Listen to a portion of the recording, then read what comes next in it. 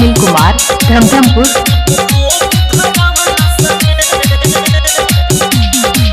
लाली बिंदिया कारी की कजरा, लाली बिंदिया कारी की कजरा, नयन के नींद भगवलस रे, नींद भगवलस रे।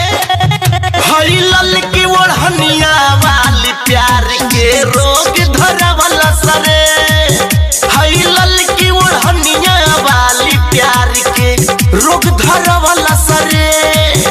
आके सपना मेरे ई तो हमके, आके सपना मेरे ई तो हमके बड़ी प्यार जतावलस रे, प्यार जतावलस रे। हई लल की ओढ़निया वाली प्यार के रोग धरवलस रे, हई लल की ओढ़निया वाली प्यार के रोग धरवलस रे। DJ Anil Kumar Dhamdhampur. Mobile number 6386217018।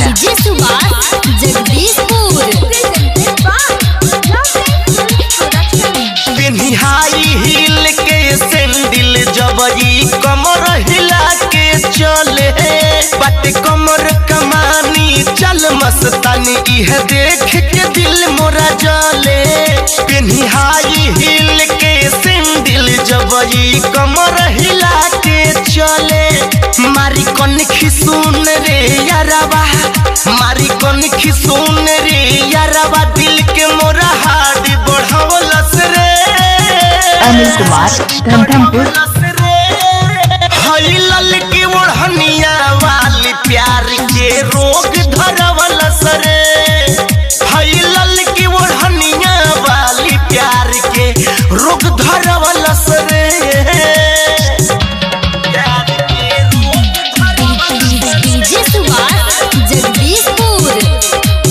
DJ Anil Kumar Dhamdhampur. Mobile number 6386217018। देखी रूप सूरज के धूप लागे बाटे गजबे के सुघराई, इहे चंचलता पर भईनी फिदा का बनोले बड़े रघुराई।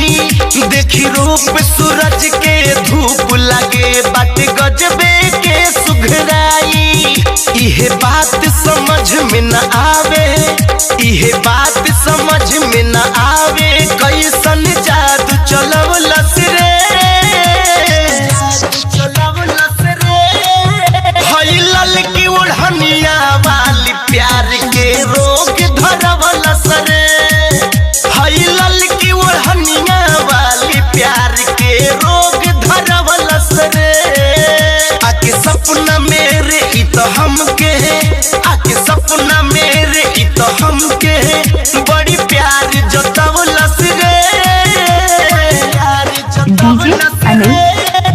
हई लल की ओढ़निया वाली प्यार के रोग धरवलस रे, हई लल की ओढ़निया वाली प्यार के रोग धरवलस रे। DJ Anil Kumar Dhamdhampur. Mobile number 6386217018।